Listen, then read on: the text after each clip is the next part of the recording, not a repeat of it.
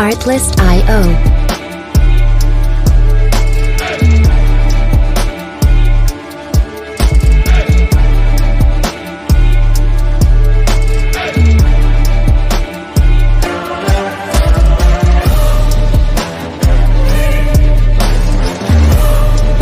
Music licensing reimagined.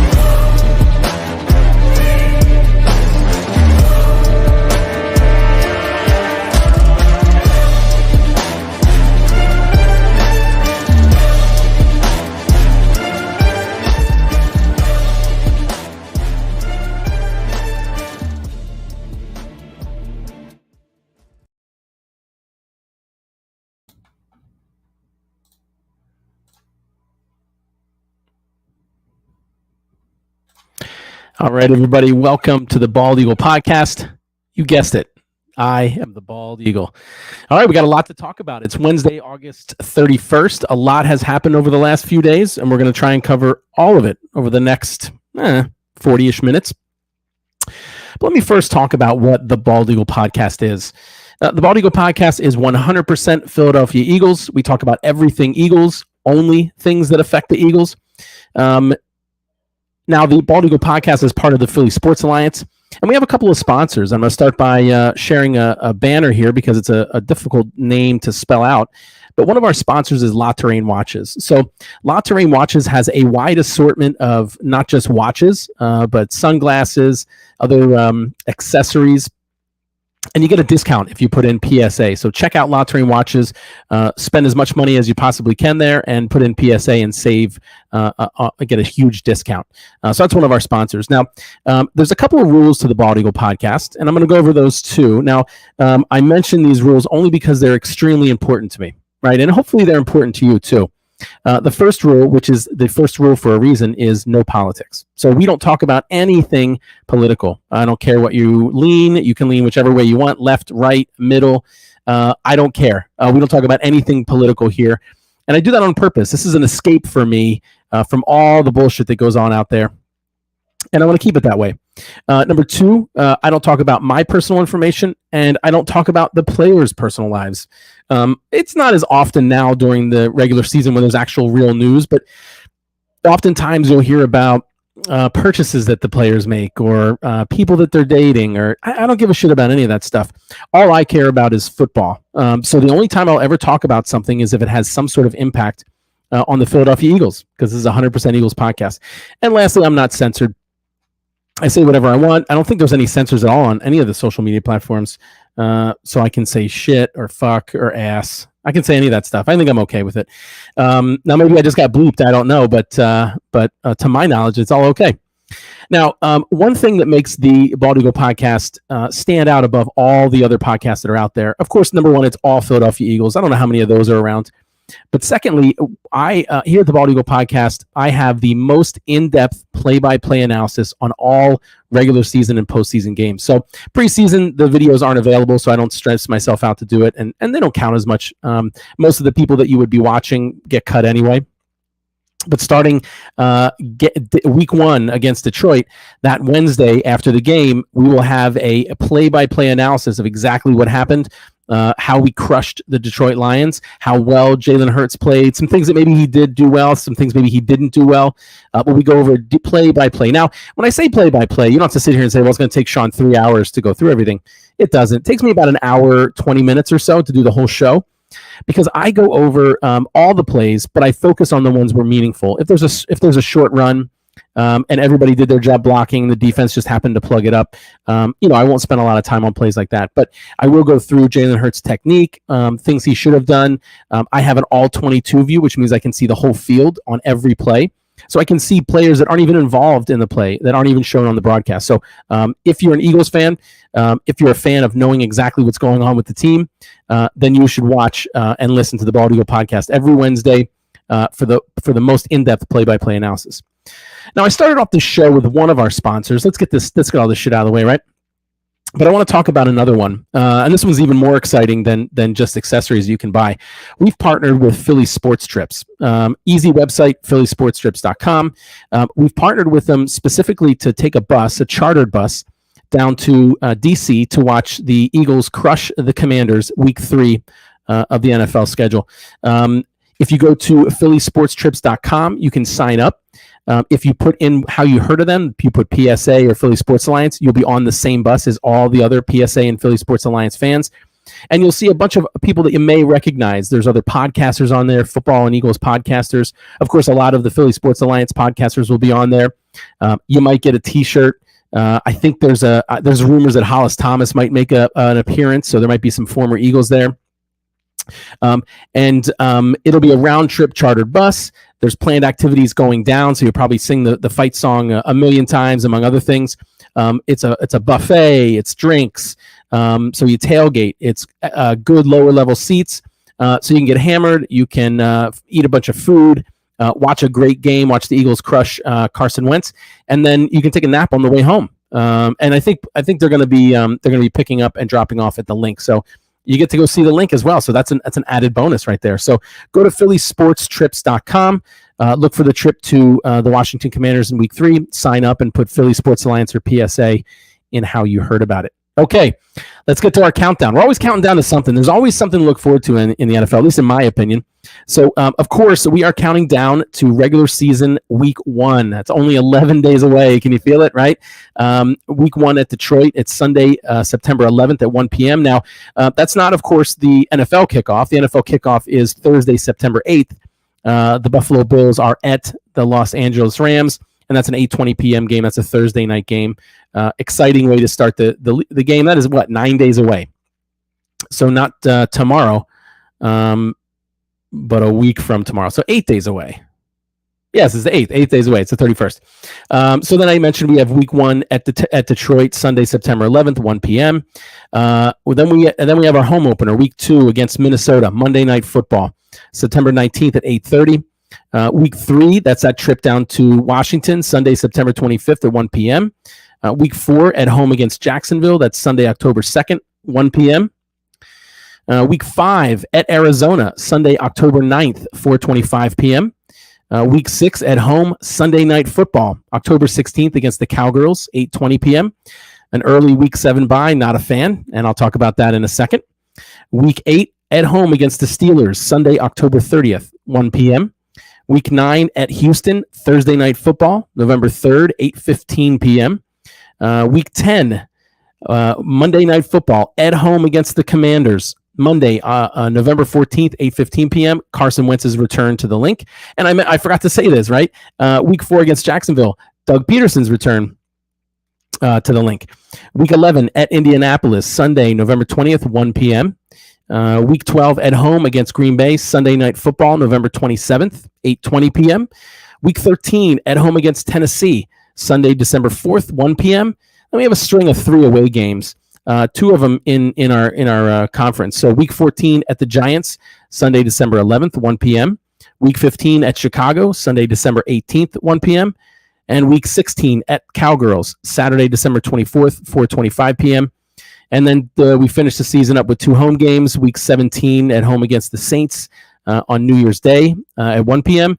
And week 18 against the Giants. It's either Saturday or Sunday, the 7th or 8th of January, and the time is still to be determined. They're probably going to flex that. And this 3rd year in a row, we start our season away. Not a big deal because we go right to home the next game. It is, however, the longest streak that we've done that since 2011, 2013. I mentioned we don't have any back-to-back away games until week 13. We close out with 2 home games. Now, we do have one of the earliest buys we've had since 2016, and back then it was in week 4, which is extremely early.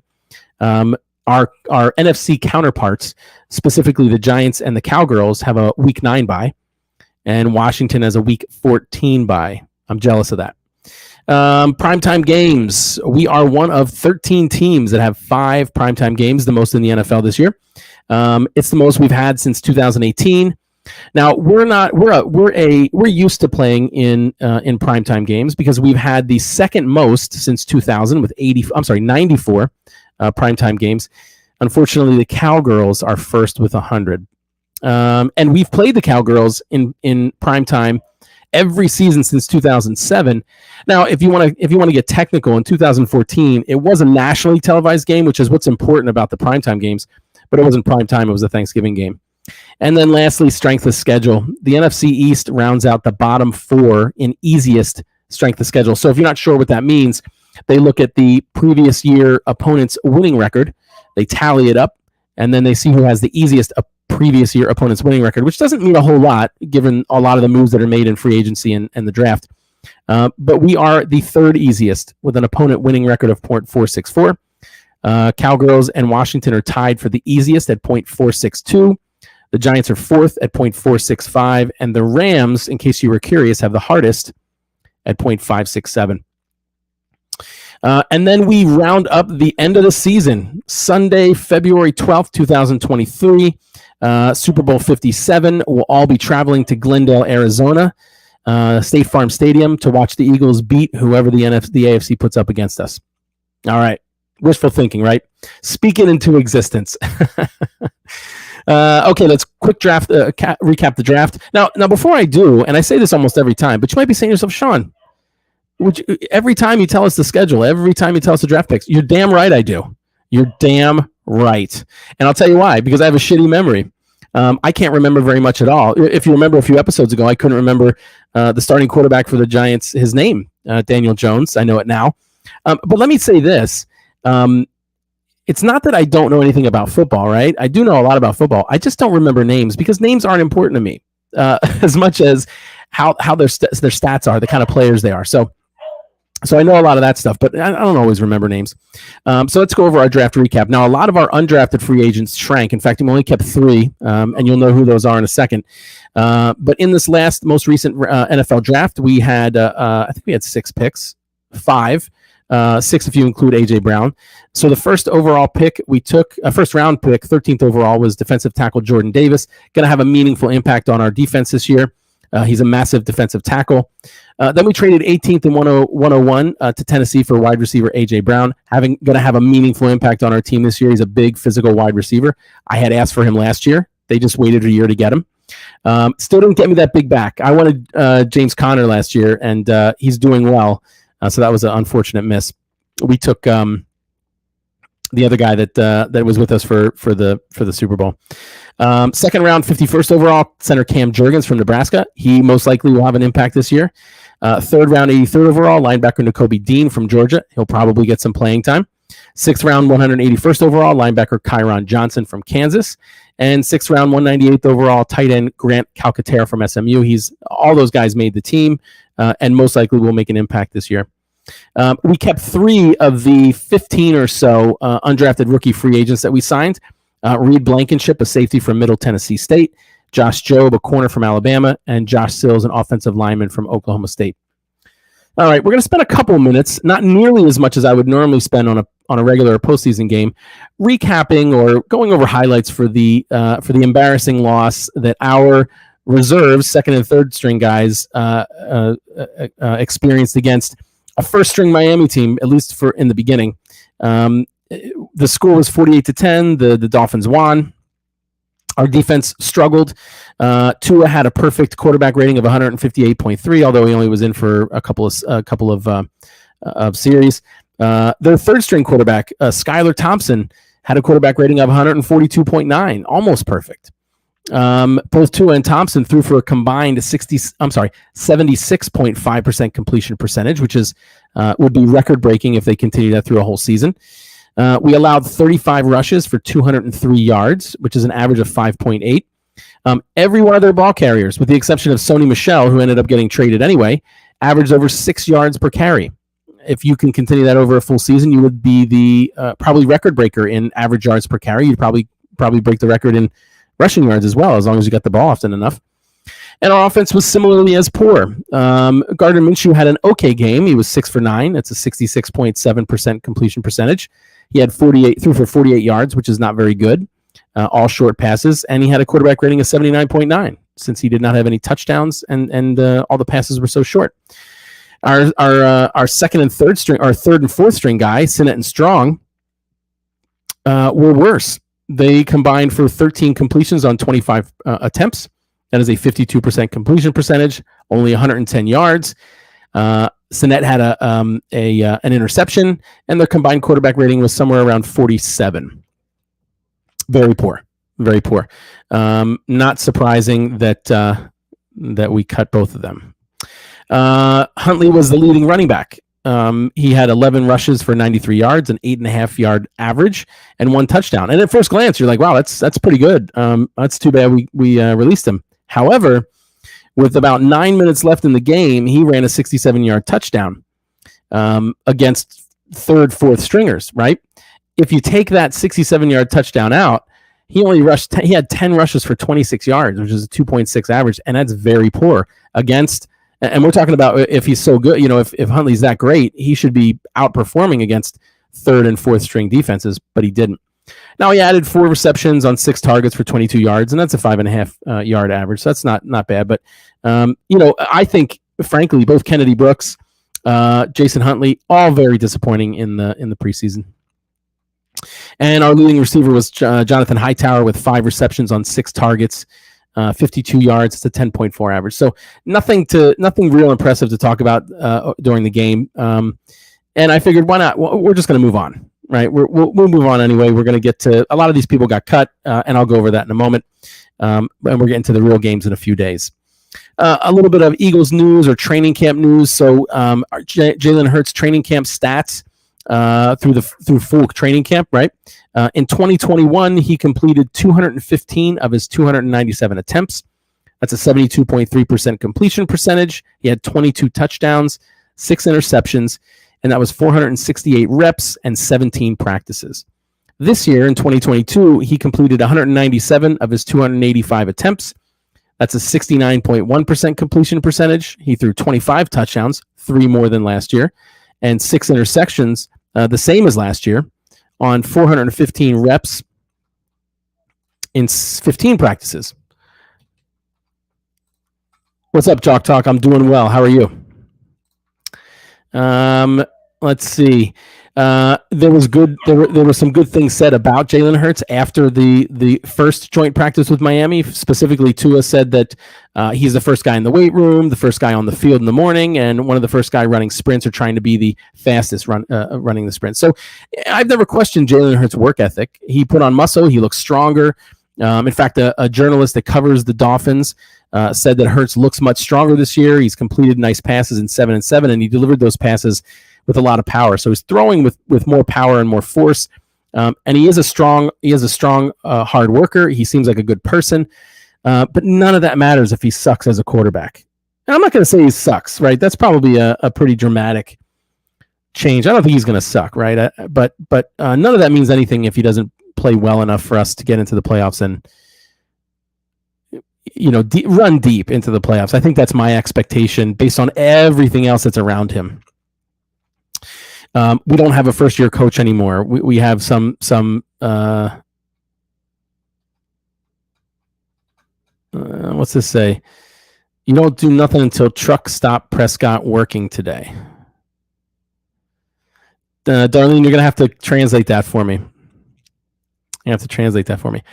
You know what? I don't remember what the Cowgirls got for Cooper, but yeah, we traded Rager. I'm going to talk about that in a minute, Jock Talk. Yeah, I'm sorry. I don't know what that means, Darlene. If you don't mind commenting in a language I can understand. I don't know what that means. You don't do nothing. There's probably a pause somewhere in here where I'm not putting it. You don't do nothing until truck stop Prescott working today. I don't know. If you don't mind, Darlene, rewording your comment, that'd be great. I'll try and address it.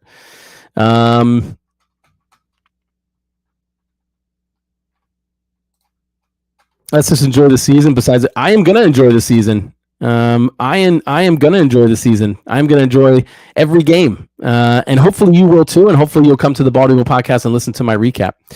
All right, to finish up training camp stuff, there were rumors that the Eagles were sluggish in that joint practice in Miami. There was somebody that made some excuses for him.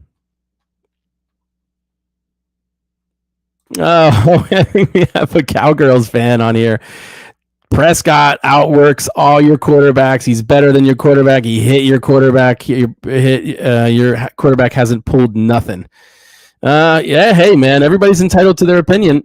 Prescott's been in the league for significantly longer, and he's had a he's had a lot of opportunities. He's had some real weapons. And Darlene, how many playoff games have they won? Since what, 96? Okay. All right.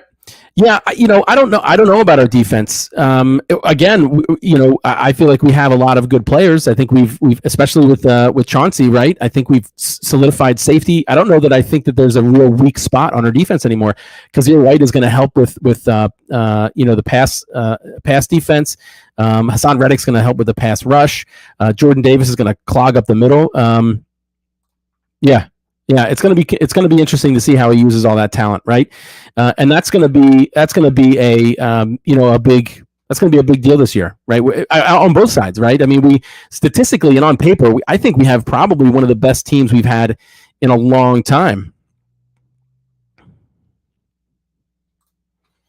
It took me 50 years to win a Super Bowl. I believe we have Dallas Cowboys.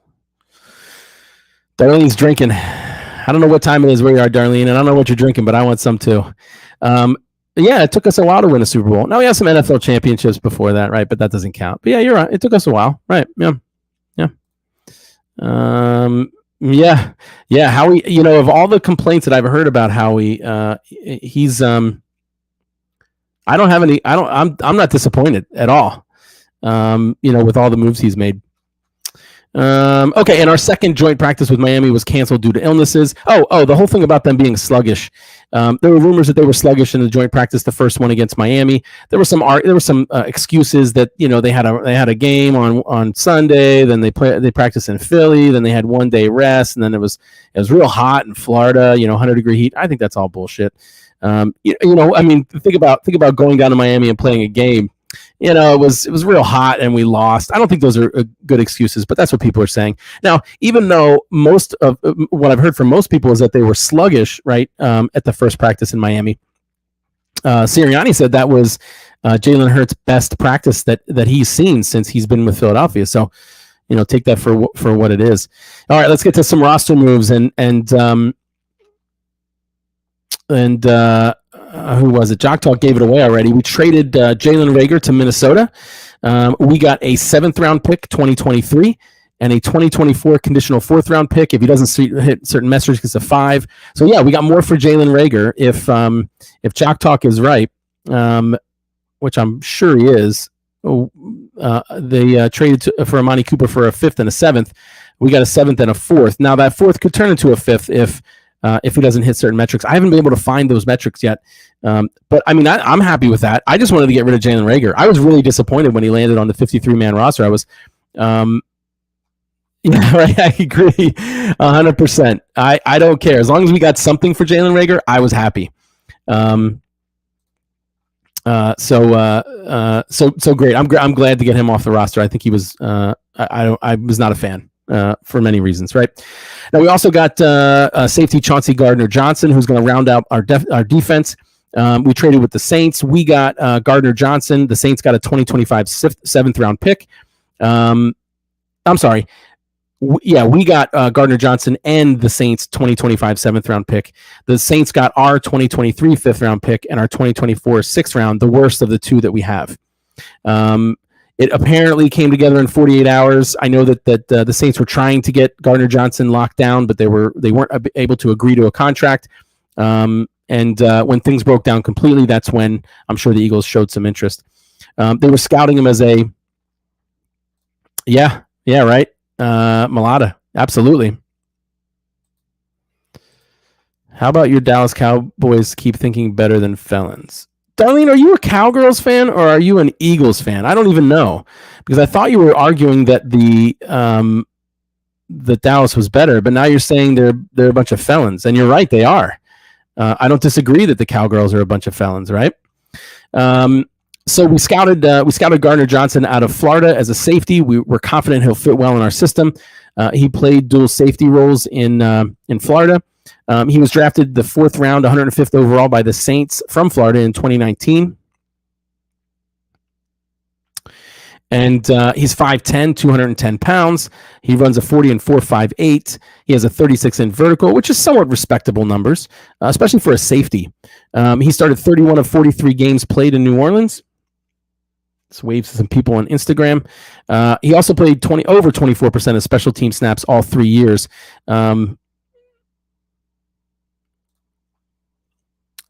Last year when we had a rookie head coach and a second-year quarterback, and you guys had a quarterback that's supposed to be one of the best in the leagues, you spanked us. That's something to be proud about. And how many playoff games did you win? Okay, darling. He also played 82% of defensive snaps, so he was a big contributor in New Orleans. And according to Pro Football Focus, he made more plays on the ball in the slot than any other player in the league since 2018, and that's 24. Darlene is a Cowboys fan, an Alma Dallas Cowgirl fan. All right. We also claimed former Saints quarterback Ian Book off of waivers. Book's college quarterback coach, offensive coordinator is Tommy Rees, who started his NFL coaching career with Nick Sirianni and Shane Steichen with the Chargers. So there's a connection there. We traded Ugo Amadi to the Titans. We got a 6th-round pick, and they got Ugo Amadi in a 7th round. And then we placed Greg Ward on injured reserve. Who knows what will happen with him? I thought he was a big guy a few years ago when Wentz was having all his struggles. He was always open. But I don't know what happened. I don't know if he just wasn't open, if he doesn't have the favor of the yeah, right. I didn't want to, I don't want to get too harsh here, but Darlene, I don't know if you've started drinking and are consuming other substances. Yeah. Sure, they beat us when we were rebuilding, right? Let's see what happens this year, Darlene. I don't guarantee, but I bet we at least split the series.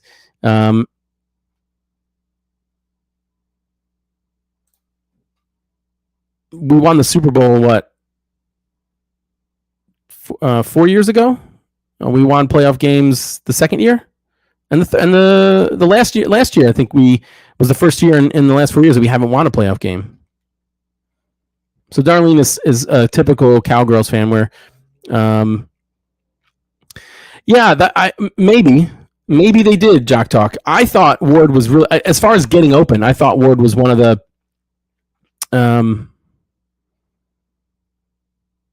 I thought Ward was one of our better receivers, constantly open. But you're right. Maybe he just wasn't getting open lately. Maybe his route running wasn't good. I don't know. But I was a fan of his.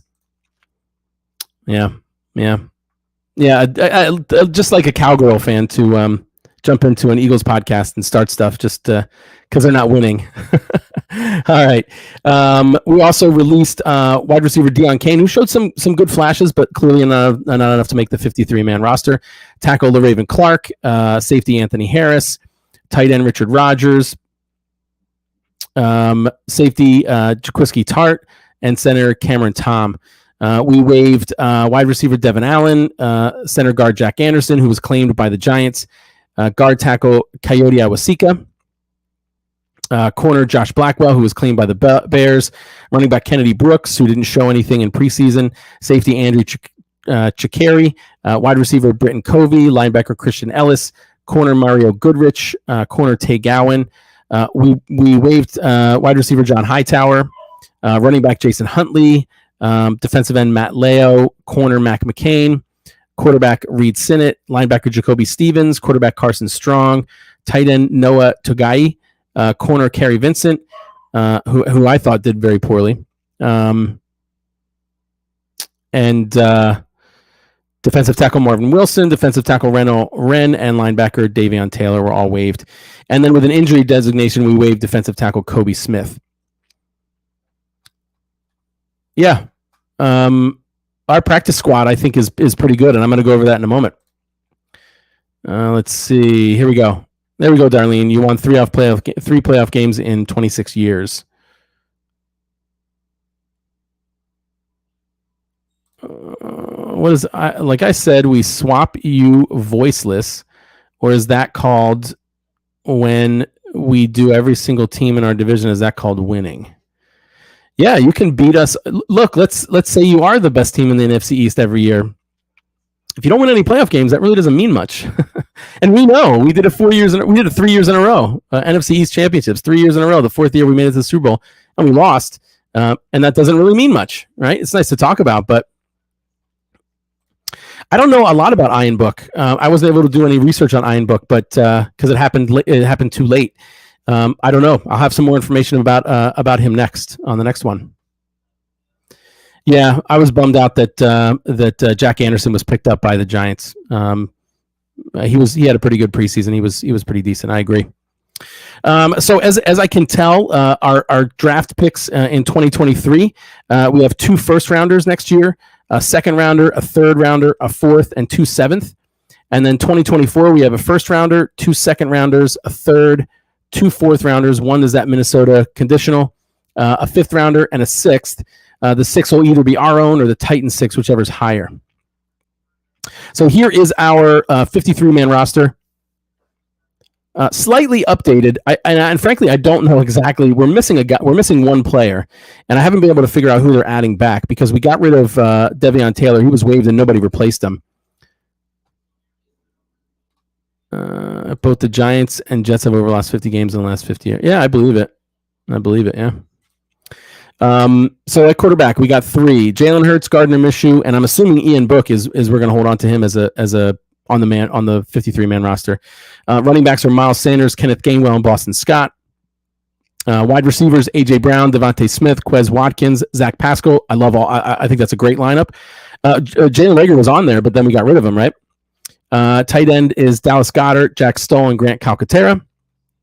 Offensive linemen: Lane Johnson, Jordan Mailata, Jason Kelsey, Landon Dickerson, Isaac Seumalo, Cam Jurgens, Andre Dillard, Jack Driscoll, Sua Opeta, and Josh Sills.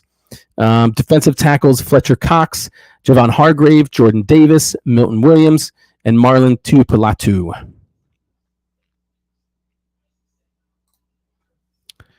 Miles Sanders. I'm not sure what that's a reply to. As far as running backs, do you think Miles Sanders doesn't make the 53 because we're missing one guy because we lost De'Veon Taylor and we lost Jalen Reagor, and we added I added Ian Book in replace of Jalen Reagor. So I don't know who that last guy that we're going to add to our roster is. At defensive end, outside linebacker, we got Josh Sweat, Hassan Reddick, Brandon Graham, Derek Barnett, Teron Jackson, Patrick Johnson, and Kyron Johnson. Inside linebackers: TJ Edwards, Kazir White, Nakobe Dean, and Sean Bradley. I don't know. Is that Jordan Davis is overeating? I would argue that almost every lineman in the NFL is overeating. I mean, come on, they're huge. All right, so then we got corners: Darius Slay, James Bradbury, Avonte Maddox. Really, I haven't heard that. Avonte Maddox, Zach McPherson, which I was a little surprised about. Josh Jobe and Josiah Scott. I haven't heard this. Perrine from the Jets. I would be happy with that. We could add him to our running back because Miles Sanders is hurt. Kenneth Gainwell is decent, but I don't know that he's a starter. And Boston Scott is decent, but again, I don't think he's a starter either. So Perrine would be nice from the Jets. I'd like that, and that would round out our 53. Safety, we got Marcus Epps, Chauncey Gardner-Johnson. Marcus Epps, by the way, is if you watch Good Morning Football, one of the guys put him on his top list of breakout players this year. I hope he's right. So we got Marcus Epps, Chauncey Gardner-Johnson, Kayvon Wallace, and Reed Blankenship. And then we got our 3 specialists. We got Jake Elliott, the kicker, Aaron Siposs, the punter, and Rick Lovato, the long snapper. I think she means to say overrated. Over at Raiders. I guess we'll see, won't we? I guess we'll see. And then as far as I can see, we have quarterback Reed Sinnett, safety Andre Chikari, corner Mario Goodrich, wide receiver Devin Allen, wide receiver Britton Covey, linebacker Kristen Ellis, offensive lineman Cameron Ton, offensive lineman Keoti Awasika, and safety Anthony Harris, all on our practice squad. Yes, that was it. Peter Schrager. Yeah, on he said Epps was his number 10 out of 10, but still on the list as big player of the year. Okay, let's go to injuries. Not a lot. Yeah, they traded. They got rid of De'Veon Taylor was he dry? Was he? Let me see. He was waived. De'Veon Taylor was waived. Yes. Yep. Okay, injuries. Not a lot of injury information. Of course, we know Miles Sanders struggling from a hamstring. Corner Josiah Scott, hamstring. Corner Josh Jobe, elbow. Defensive end Derek Barnett, ribs. And Jason Kelsey, he had his helmet on and he was doing some work today in practice. If you remember, he had his elbow scoped not even a month ago, August 9th. So, right. Breakout player, Marcus Epps. I hope he's right. All right. Let's get to the. That's all the news we have for today. That's all the roster cuts. About our new drafts. We'll find out about Perrine. Actually, let me see.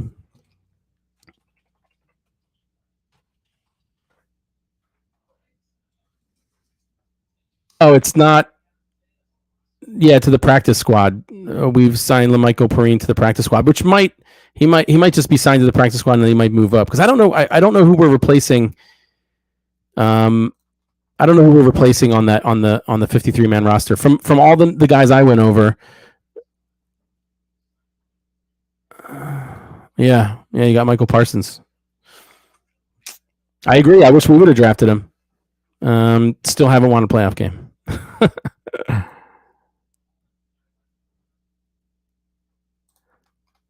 First player on a one-year deal will get extended during the season.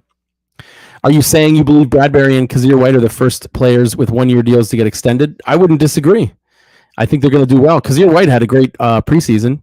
I don't know if Bradbury played off a lot, but Kazir White had that interception, and I think he had a pass defended in the first series of his first game. So I'm looking for a big game from him.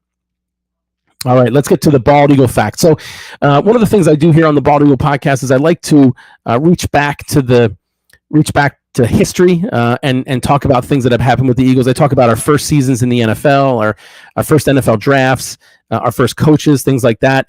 I also talk about leaders. So I talked about our passing leader, Donovan McNabb, and now we're going to talk about the Eagles' all-time rushing leader, LaShawn McCoy. I had a pleasure of watching him through his whole career at Philadelphia. I've been a fan, and I remember all those times. I'm not a big college guy, but he did play college at Pittsburgh. In 2007, he rushed for over 1,300 yards and scored 14 touchdowns. In 2008 for Pittsburgh, he was a second-team All-American with over 1,400 rushing yards and 21 touchdowns. Those 21 touchdowns were good for third in the nation. Yeah, I'm learning a lot about the Eagles with my Bald Eagle fact. They didn't start off being green, right? They were yellow and blue. And it wasn't named after the bird eagles. It was named after a political, presidential law or bill or something. The reason they weren't in the league until 1933 was because the state of Pennsylvania wouldn't let you play sports on Sundays, so they couldn't join the NFL. And then they got rid of that law. It was called the Blue Sky Law. And they got rid of that, so then we could have a team. Before that, we were the Frankfurt Yellow Jackets, I think it was, in another league. So, I didn't get to watch Wilbur Montgomery. I wish I would have. I would have loved to watch him play. But speaking of Wilbur Montgomery, LaShawn McCoy broke almost every one of his records for the Eagles, right? So after that 2008 year in college, he was drafted in the second round, 53rd overall by the Eagles in the 2009 NFL Draft. 2010, he took over as the starting running back, and he easily broke 1,000 yards in that season. 2011, he ran for 1,309 yards and had a league best 17 touchdowns. In 2012, he had a concussion, which shortened his season to 12 games, so he struggled. Still had about 800 and some yards, but didn't hit 1,000. But in 2013, he came back, and he rebounded and led the league in rushing attempts with 314, led the league with rushing yards with 1,607, led the league with rushing yards per game with 100.4. Led the league with total touches with 366 and total yards from scrimmage with 2,146. And that year, he also broke the Eagles' single-season rushing record. Yeah. McCoy did really well as a rookie. But he also broke, so he broke the Eagles' single-season rushing record that was held by Wilbur Montgomery, and Wilbur Montgomery held that for 34 years. And then he broke, in 2013, he broke the single game rushing record that was set in 1949 by Steve Van Buren. He had 217 yards on 29 carries, which is an average of 7.5 a carry. 148 of those yards came in the fourth quarter, and it all happened in the snow against Detroit in 2013. I remember that game. It was amazing. I played running back when I was in high school and semi-pro, and so I love running backs, and it was an amazing game to see him run that far and that often. And 1949 was when Steve Van Buren had that single game rushing record. So it stood for, 63 years. Mr. Charlton here had a good. In 2019, McCoy was a rookie. Everybody said if Westbrook gets hurt, we're in trouble. Westbrook was clearly a great running back, and he got hurt. And McCoy came in and went 7-1 and ran well. That was going to get to that. I was happy for him. He got those 2 Super Bowl rings in his last 2 years. Good choice of teams to jump to. So after 2014, he became the all-time leading rusher, breaking the record previously held by Wilbert Montgomery with 6,792 yards. In 2015, he was traded to Buffalo. He spent 4 years there in 2019, and he still continued to do well. In 2019, he went to Kansas City, won the Super Bowl with Kansas City, and then in 2020, he went to Tampa Bay and won the Super Bowl with Tampa Bay. So he did get 2 rings at the end, like Mr. Charlton there said. In his combined 6 years with Philadelphia, he started 76 of his 90 games played. He did have that concussion. He had 1,461 rushing attempts for 6,792 yards, and he averaged 4.6 per carry, which is a respectable average, and had 44 touchdowns. He added 300 receptions for 2,282 yards, which means he had 1,761 touches for 9,074 yards. He also holds Eagles records in addition to the overall rushing leader for career rushing yards. He holds the record for most rushing yards in one season with that 1,607. These are Eagles records. Most yards from scrimmage in a single season with 2,146. Most rushing touchdowns in a single season with 17, and most and total touchdowns in a single season with 20. In his total 12 years in the NFL, he became one of 31 NFL running backs. There's only 31 of them that have run for over 10,000 yards, and he's number 22 all time with over 11,000. He's on the Pro Football Hall of Fame All 2010s team. He's a 6-time Pro Bowler, a 2-time first-team All-Pro, and like we mentioned, a 2-time Super Bowl champion. All right. So down at the bottom here, we've been scrolling La Terrain. I should talk about some of our other sponsors.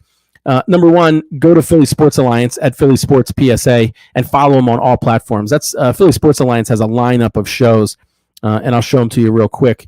Because you're going to want to watch or listen to all of them. So on Mondays, we have the Football Smack Talk show. That's got Ryan Reese and Eric Ward. They talk about all the NFL, not just the Eagles. Of course, there's a little bit of an emphasis on the Eagles because they are both Eagles fans like I am. But that's 6 o'clock on Mondays. After that, at 7:30, we have the Diamond Club podcast, which is all Phillies. And that features John Hunter, Chris Lahiff, and Danny Hart. Get back to the comments here and see if anybody's saying anything. Oh, yeah, right. Yeah, he could have got his Super Bowl too, right? Tuesdays at 6:30, the Philly Broadcast is a 4 Philly sports podcast. So they talk about all 4 main Philadelphia sports. That's Ryan Reese and Ryan Finneran. Of course, Wednesdays at 6 p.m., you are watching and listening to the Bald Eagle podcast for all things Philadelphia Eagles. After my show at 8 p.m. is Mike Sports. Mike Sports is a football podcast featuring Eric Ward and Jay Landry. They talk about all NFL, not just the Eagles. Thursdays at 5:30 is Tendies on Pattison. That is an all Flyers podcast featuring Paul Batcho, Jack Griffin, and Chris Lahiff. And last but not least, Thursdays at 7 is Tables, Ladders, and Chairs, which is a wrestling show featuring Eric Ward and Mike Rouse. So check out all those shows on Philly Sports Alliance. We've also partnered with Six Pack Coverage. Six Pack Coverage is a national entertainment podcasting website. And I'm stuttering here a little bit because they have so many things. Six Pack Coverage has sports podcasts and blogs and things like that. They have information on fitness, so you can go and look up fitness routines and ways to lift and exercise, right, to get in shape, because we all should do that. Finance. They talk about finances as well. Everybody get all your finances in order. Everybody wants more money, right? They teach you how to save, how to invest, things like that. Entertainment. They review movies. And I think they even throw in a little bit of food. I would think that there's food in there too, but a lot of stuff at Six Pack Coverage. And then lastly, and we stream to Six Pack Coverage YouTube. Some of you guys might be watching me there. And then lastly, we partnered with the Painted Lines. They have a bunch of podcasts and shows as well. Go check out the Painted Lines. I think we're streaming on all their networks, and they stream on ours. So we have a partnership with them. So check them all out. All right, I think that is everything. All right, look. Let's see. We got one more comment.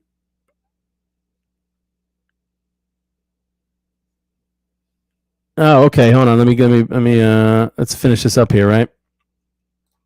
All right. Let's look at some of these comments while I was. Yes, Shady was from Harrisburg, and Ricky Waters. I didn't know Ricky Waters was from Harrisburg, but he was one of our better running backs as well. So Darlene is bragging about getting. She doesn't even know his name, but Jason Peters, a 40-year-old offensive lineman. Oh, good for you! Good for you for getting a 40-year-old offensive lineman that we cut. That's Darlene. I give up. Yeah, Jason Peters. I give up, Darlene. You've beaten us all. You stole a 40-year-old lineman that we didn't want from a team that we gave him to, and now you're going to crush us.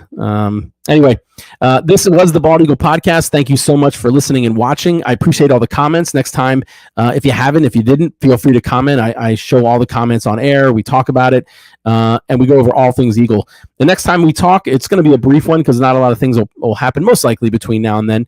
But 2 weeks from now will be our first regular season game recap. Again, most in-depth play-by-play analysis. I'm going to go over each. Yeah, he's 40. I mean, he's 40 and he's overweight. I don't think he's like an extremely valuable person, but that's okay. Darlene is a Cowgirl fan, and like most Cowgirls fans, not real knowledgeable on the game of football. So. But anyway, 2 weeks from now, check me out, and we're going to go play by play over the win against Detroit. We'll go over detail about who did what, and you'll be the most informed. And that's one of our logos here, or one of our sayings here at the Philly Sports Alliance. We keep you informed, and you'll be by far the most informed by watching the Bald Eagle Podcast. So that's it for now. Go Birds.